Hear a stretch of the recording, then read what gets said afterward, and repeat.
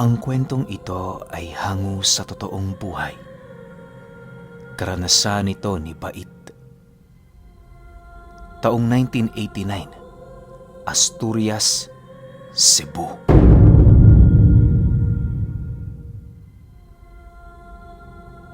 Itong mga panahong ito, kakatapos lang ni Bait ng sekundarya. Wala na siya noong balak mag-aral pa ng kolehiyo, subalit dahil sa pamimilit ng kanyang mga magulang, napilitan siyang ipagpatuloy ang kanyang kurso. Noong una, hindi pa siya sumang-ayon sa nais ng mga ito, pero matapos niyang malaman ang tungkol sa kurso niyang kukunin, nabuhayan siya ng loob. Matagal na kasing pangarap ni Bait ang maging isang pulis, kaya na may halos hindi mabayaran ang kanyang tuwa nang malaman niyang yon ang ipapakuha sa kanya. Habang hindi pa sumasapit ang buwan ng pasukan, ginugol niya ang kanyang oras sa pagtatrabaho sa bukid.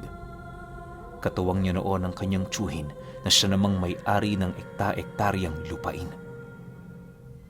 Simple lang ang kanilang ginagawa sa lugar na yon. Tuwing umaga magpapakain ng mga baboy at iba pang mga hayop na alaga nila. Tuwing hapon naman, gagapas sila ng ilang oras tapos magpapahinga na. Sa pagsapit naman ng gabi, kasama siya ng kanyang tiyuhin sa pagrorosaryo. Palagi din itong hinahawakan ng kanyang noo habang nag-uusal ng kung ano-ano. Dahil wala namang alam si Bait pagdating sa mga lihim na karunungan, kung kaya't pinabayaan lang niya ito sa bagay na yon. Hindi niya lubos maisip na ang ginawa pala ng tiyuhin niyang yon ang unti-unting magmumulat sa kanya ukol sa mga nilalang na hindi nakikita. Sa pagsapit ng buwan ng kanyang pag-aaral, maaga pa siyang umalis sa baryo nila. Hindi rin kasi biro ang layo ng pupuntahan niya, lalo pat milya-milya ang layo nila sa bayan. Dagdag isipin din noon kay Bait kung saan siya hahanap ng tahanang maaari niyang tuluyan. Ang tanging dala niya lamang noon, kakarampot na salapi, mga damit at pag-asang makapagtapos sa pag-aaral niya. Pagdating niya sa bayan, halos mahilo naman siya sa presyo ng mga paupahang bahay sa lugar. Inabot siya ng ilang oras kakaikot hanggang sa makahanap siya ng isang lumang bahay di kalayuan sa paaralan niyang papasukan. Tama lang ang presyo ng silid doon, kung kaya't minabuti niyang doon na manatili sa kabila ng pagiging madumi ng bahay na yon. Paglalarawan niya sa tahanang kanyang tinuluyan, may hahalin tulad mo ito sa pamamahay ng isang Kastila. Inaasahan na din niyang ilang siglo nang nakatirik ang bahay, gawa ng halos lamunin na ng mga anay ang pundasyon nito. Ayon pa kay Bait, meron din namang nanunuluyang mga estudyante sa bahay na yon, kung kaya't hindi naman siya nag-aalala kahit papaano. Dagdag pa niya, kinakailangan lang na masanay roon para maging komportable. Sa pag-akyat niya sa ikalawang palapag ng tahanan, mariin naman siyang pinaalalahanan ng katiwala ng bahay ukol sa mga batas sa lugar. Ayon sa matandang lalaking katiwala, kapag sumapit na ang oras ng 8:00, wala nang lalabas para bumili o gumala. Huwag na din silang mag-ingay sa taas, lalo pat may mga nagpapahinga sa baba. Nang marinig naman yon ni Bait, sumunod lang naman siya, gawa ng sa isip-isip niya, baka yun talaga ang batas ng bahay. Wala naman siyang balak na suwayin ito, lalo pat mahaba-haba pa ang panahon niyang bubunuin sa eskwela. Lumipas ang mga araw, nag-umpisa na nga ang klase. Itong si Bait, hapon na akong umuwi sa tinutuluyan niya, gawa ng mas pinipili niyang kumain sa paaralan. Halos naliligo at natutulog lang siya roon, kung kaya't wala siyang gaanong balita ukol sa mga nangyayari sa bahay. Isang hapon, habang naglalakad siya pauwi kasama ang kamag-aral niyang kahati niya sa silid, napag-usapan nila ang tungkol sa tahanan na kanilang tinutuluyan. Ayon sa kasama niya, usap-usapan ng mga kaibigan niya ang tungkol sa bahay na tinitirhan nila. Ayon dito, karamihan sa mga estudyanteng matagal nang nag-aaral sa kolehiyo, iniiwasan ng bahay na yon gawa ng may bali-balita ukol sa mga hindi maipaliwanag na pangyayari sa lugar. Maniwala kayo o hindi, 4 ng estudyante ang namatay roon. Yung isa nagsuka lang, tapos kinaumagahan nun, natagpuan na yung patay sa loob ng kanyang silid. Yung 3 naman, sinapian tapos hindi nakayanan ng kanilang mga katawan. Dagdag pa nito na maliban sa ilang henerasyon na ang namatay sa bahay, may bukod tangi din doong kwento ukol sa babaeng minsang nagmay-ari ng bahay na yon. Ayon sa kwento, hindi natatahimik ang kaluluwa nito sa kadahilan ng marami pa yung bagay na hindi natapos bago ito lumisan. Pilit yung itinatago ng kasalukuyang may-ari ng tahanan upang hindi yun magdulot ng pagkalugi sa kanilang negosyo. Matapos naman yung marinig ni Bait, halos hindi niya maiwasang kabahan dahil sa mga nakakakilabot na istorya na kanyang nalaman. Doon din niya napagtanto na kung bakit napakabigat ng kanyang pakiramdam sa bahay na yon noong unang pasok niya rito. Upang hindi na yon magdulot ng karagdagang takot sa kanila, minabuti na lamang niya yung itago sa kaibigan niya. Sa pagdating nila sa bahay, unang bumungad sa kanila ang matandang tulalang nakaupo malapit sa may hagdan. Maya-maya pa, nang magkatitigan sila, agad din naman yung pumasok na parabang walang nakita. Dahil dito, sinubukan yung kausapin ni Bait sa pagbabakasakaling magagawa niyang makakuha ng impormasyon sa matandang yon. Habang nagmamadali siyang lumapit sa matanda, panay naman ang pagpigil ng kanyang kaibigan habang nagwiwika ito ng, "Huwag mo na yung kausapin. Masyadong mainiti ng ulo ng matandang yan. Sige ka, baka mag-away lang kayo. Tandaan mo, Bait, ilang buwan pa ang gugugulin natin sa klase.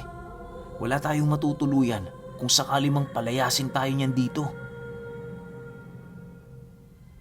Bagaman narinig ni Bait ang babala ng kaibigan niya, patuloy pa rin siyang naglakad para kumprontahin ang matanda.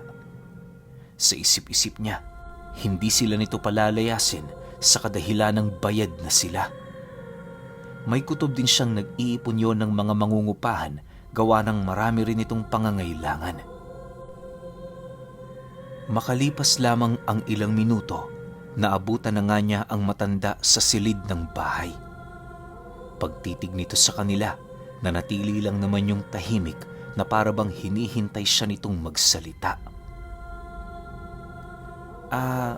Manong Budo, may tatanong lang ho sana kami sa'yo kung meron kang oras. Kanina ho kasi may nalaman kaming istorya ukol sa bahay na to. Totoo po bang may sinasapian dito?" Seryosong tanong ni Bait sa matanda. Nang marinig naman yon ng kaibigan niya, napadistansya na lamang ito sa kadahilan ng hindi nito inaasahan na merong lakas ng loob itong si Bait upang ipagtapat ang kanilang napag-usapan.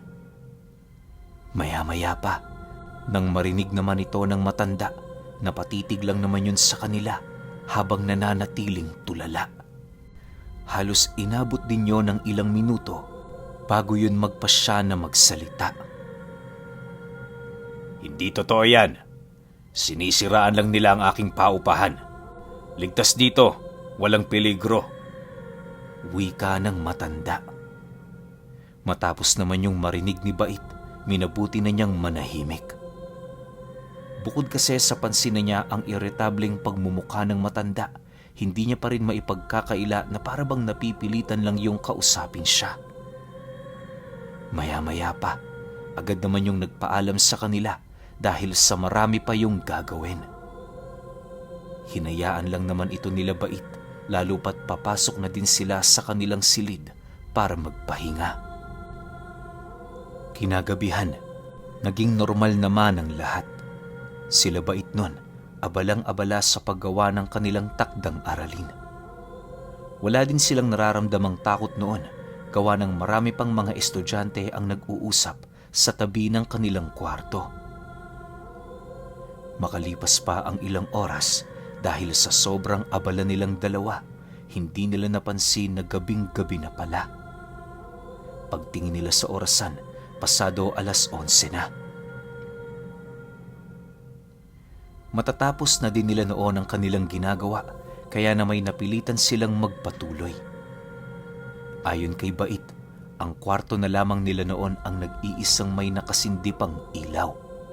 Lahat ng katabi nila madilim na. Malalim na din ang tulog ng mga kasama nila, kung kaya't minabuti nilang magdahan-dahan sa kanilang ginagawa. Maya-maya pa, habang abala sila sa pagsusulat, bahagya naman silang natigilan nang makarinig sila ng kalabog at pagkabagsak ng mga salamin sa unang palapag ng bahay.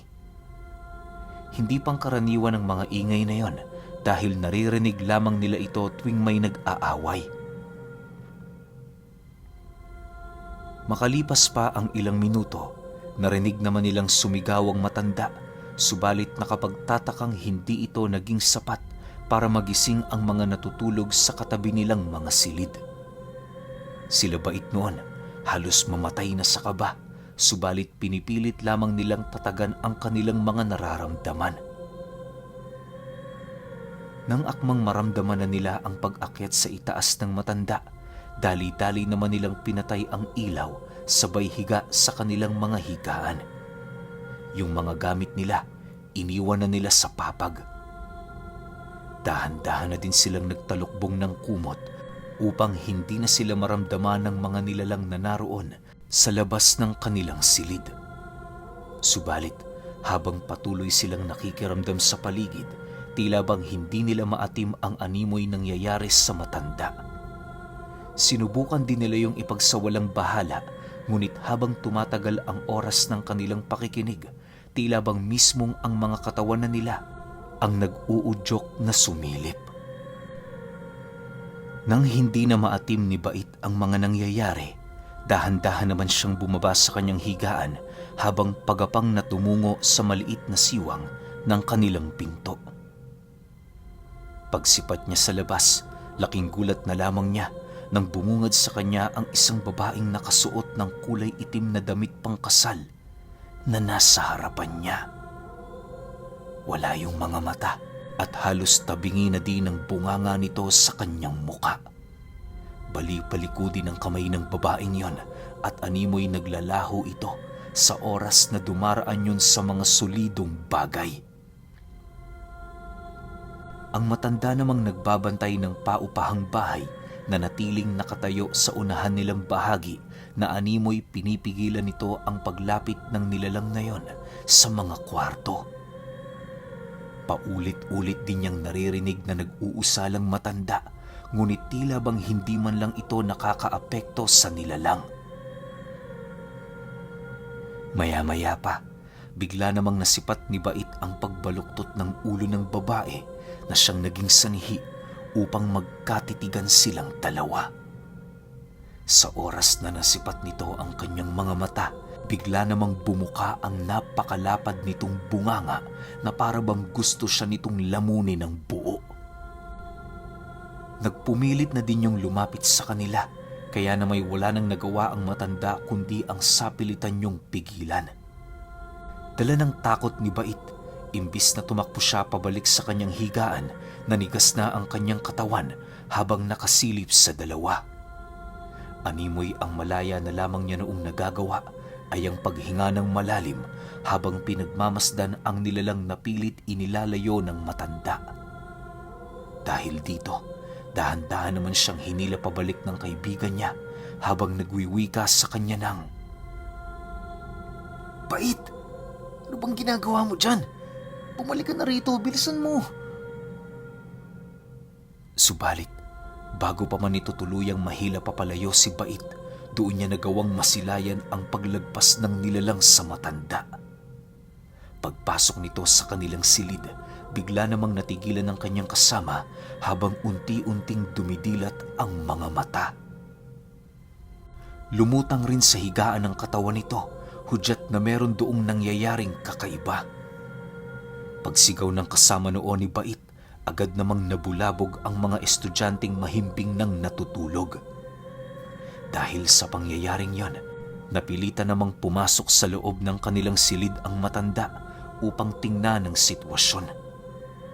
Hinila din siya nito papalabas sa takot na baka maging siya ay madamay sa mga nangyayari. Nang makalabas na sa bahay ang mga estudyanteng nabulabog, mariin naman siyang inabisuhan nito na manatili. Hindi maaaring umalis si Bait sa lugar na yon, lalo pat kabilang siya sa mga saksi na nagawang masilayan ang asawa nitong matagal ng panahong gumagambala sa paupahan. Makalipas pa ang ilang minuto, doon na niya nasilayan ang pagtayo ng kanyang kaibigan habang pilit nitong kinakagat ang kanyang mga kuko. Nag-umpisa na ring magsilabasan ang mga ugat nito na parabang hindi na kinakaya ng katawan ng kanyang kaibigan ang mga nangyayari. Maya-maya pa, narinig na lamang nila Bait ang pagsasalita nitong animoy sinasabayan ng napakaraming boses. Habang nakatingin ito sa kanila, mariin itong inilahad ang labis nitong pagtutol upang gawing bahay paupahan ang tahanan nito. Harap-harapang ding ipinagtapat ng nilalang na yon, hindi siya malalagay sa tahimik hanggat meron doong naninirahan maliban sa kanyang mga mahal sa buhay. Dahil sa mga sinabi nito, buong tapang naman yung sinagot ng matanda, subalit hindi yun sapat para kumalas sa katawan ng kaibigan ni Bait ang nilalang na yon. Sa pagpapatuloy ng ganoong pangyayari, bigla naman silang napalingon sa kanilang likod nang marinig nila ang pagpasok ng iilang mga panauhin. Pagsilay dito ni Bait, pumungad sa kanya ang 4 na albularyo na animoy armado ng mga lihim na karunungan. Dali-dali nitong pinagtulungan ng kanyang kaibigan hanggang sa maigapos na nila ito sa tumba-tumbang upuan. Bagaman nakatali na ang mga paa at kamay ng nilalang, mariin naman silang pinaalalahanan ng mga albularyo na hindi pa tapos ang laban. Malakas ang posibilidad na makawala ang nilalang na yon, lalo pat naroon sila sa bahay na pinaghaharian nito.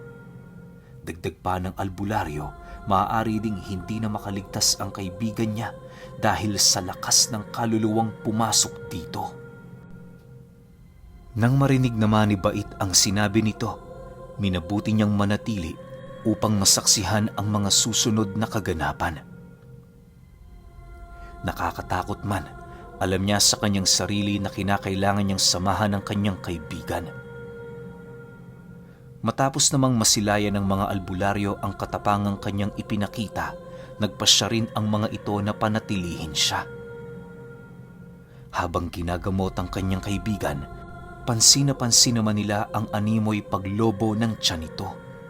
Nag-uumpisa na ring matanggal pa isa-isa ang kanyang mga ngipin, indikasyon na mas lalong lumalakas ang sapi sa katawan. Dahil sa ganoong pangyayari, gumamit na ng krus ang mga albularyo habang nagbabanggit ng mga buhay na kataga. Ang iilan sa kanila, nagbabasa na ng bawat persa sa Biblia sa pananampalatayang yon ang makakagapi sa demonyong napapaloob sa kaibigan niya. Maya-maya pa, nang maramdaman na ng mga albularyo ang panghihina ng nilalang na yon, agad naman nilang binuka ang bunganga nito habang dahan-dahan yung pinapasukan ng asin na merong pondong mga usal. Inakala din nilang magwawakas na ang sapi ng nilalang, subalit segundo lamang ang dumaan matapos nilang malagyan ng asin ng bunganga nito, bigla naman yung tumilapon patungo sa loob ng silid nila Bait. Pagsilay nila sa kanyang kaibigan, halos manlaki na lamang ang kanilang mga mata nang masipat nila yung may nakatarak ng piraso ng kahoy sa dibdib nito na nanggaling sa nawasak na inupuan nitong tumba-tumba. Kahit unti-unti nang binabalutan ng dugo ang katawan ng kanyang kaibigan, nakapagtataka namang nakakaya pa rin itong gumalaw na parabang wala itong sugat sa katawan. Matapos ang pangyayaring yon, agad namang nagpakawala ang mga albularyo ng mga pamako upang maigapos ang nilalang sa loob ng katawan ng kanyang kaibigan. Pagbagsak naman ito sa sahig, agad naman nila yung dinala malapit sa may bintana. Pinagtulungan nila yung ilabas roon sa paniniwalang yon ang nag-iisang paraan para kumalas ang kaluluwang nakasapi rito. Nang mailabas na nila ang katawan ng kaibigan niya, paisa-isa namang naglaho sa katawan nito ang mga senyales ng sapi. Halos minuto lang din ang itinagal nito sa labas ng bahay bago yun tuluyang bawian ng buhay. Upang hindi muna kumalat ang kaganapan sa kanilang lugar, minabuti nilang ipasok yun sa loob ng bahay ng matanda para pag-usapan ang tungkol sa mga susunod nilang gagawin. Habang nag-uusap-usap noon sila Bait, doon nila napag-alaman ang itinatagong sikreto ng matandang may-ari ng paupahan. Ayon dito, noon pa man, ayaw na talaga ng asawa niyang magpapasok ng kung sino-sino sa kanilang tahanan. Bukod kasi sa mata pobre ito, galit din yun sa mga taong hindi nila kadugo. Nagtiis ang matandang pagsilbihan ng kanyang asawa sa paniniwalang balang araw magbabago ang ugali nito. Ngunit dahil sa kawalan nila ng anak, kaya na may hanggang pagtanda na natili sa wisyo nito ang ganoong pag-uugali. Bago mamatay ang kanyang asawa, kabilin-bilinan nito sa kanya na huwag magpapasok ng kung sino-sino sa kanilang bahay kahit wala na siya. Hindi naman yun pinakinggan ng matanda hanggang sa sinimulan niya na ang paupahan. Noong unang pagpaparamdam ng kanyang asawa, nakokontrol naman niya ito sa pamamagitan ng pakikipag-usap. Subalit nang tumagal ang paupahan niya, tila bang naghahangad na rin yun ng alay. Ang 4 na estudyanteng namatay sa kanyang bahay, parte lamang yon ng alay ng kanyang asawa na hinihingi nito sa kanya. Dagdag pa nito na kaya lang naman hindi nangingialam ang mga tumulong sa kanilang albularyo ay dahil mariin niyang tinututulan ang panghihimasok nito sa kanyang tahanan. Inilahad din niya kay Bait ang kanilang kondisyon kung sakali mang mangyayari pa rin ang ganoong kaganapan sa loob ng kanyang tahanan. Matapos ang kanilang pag-uusap, minabuti nilang ipagbigay alam sa pamilya ng kaibigan niya ang mga nangyari. Taus-puso namang inako ng matanda ang anumang parusang ipapataw ng mga ito sa kadahilanang alam niya sa kanyang sarili na naging pabaya siya sa kaligtasan ng mga taong nangungupahan sa bahay niya. Para hindi na mas lalo pang madagdagan ng ganoong pangyayari, noon ding mismong gabi, tinupok nila ang bahay kalakip ang mga iniwang gamit ng asawa ni Manong Budo. Ayon sa mga albularyong tumulong sa kanila, maaaring nagmumula ang lakas ng asawa ng matanda sa mga iniwan nitong gamit, lalo na ang damit pangkasal na pinakatago-tago ng may-ari ng paupahan. Inakala kasi nito, yon ang pinakamagandang paraan para maramdaman niyang hindi pa rin sila naghihiwalay kahit matagal nang sumakabilang buhay ang kanyang kinakasama.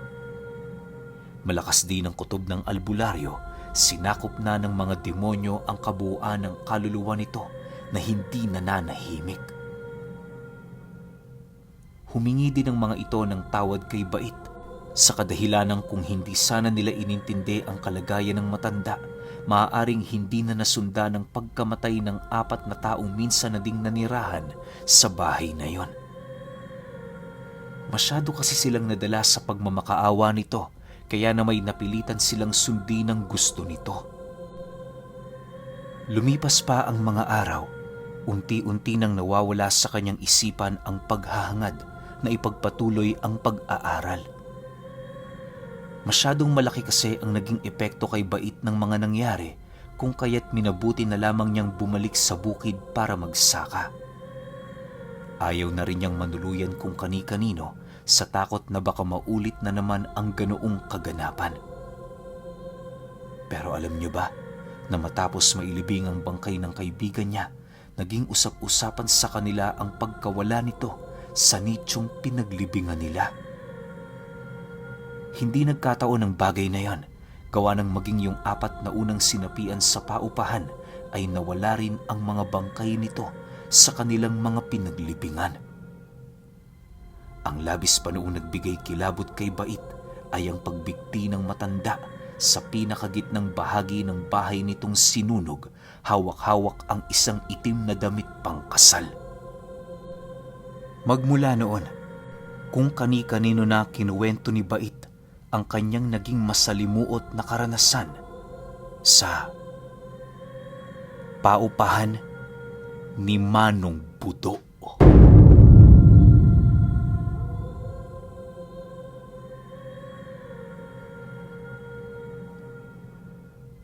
Okay, opinyon ko sa kwento. Grabe yung experience ni Bait, no? Sobrang nakakakilabot. Isipin mo wala ka namang ideya sa mga ganitong bagay tapos bigla kang makakakita ng sinasapian. Ang malupit pa nito, kaibigan niya pa. 'Di ba?